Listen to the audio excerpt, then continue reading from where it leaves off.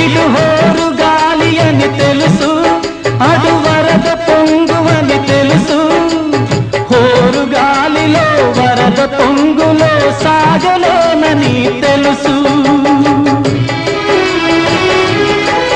అది జోరు వాన అని తెలుసు,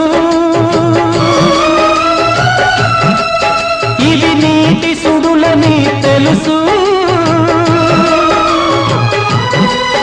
అది జోరు వాన అని తెలుసు, ఇవి నీటి సుడులని తెలుసు.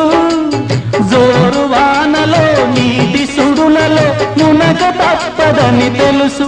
అయినా పడవ ప్రయాణం తీరమెక్కడో గమ్యమేమిటో తెలియదు పాపం, తెలియదు పాపం.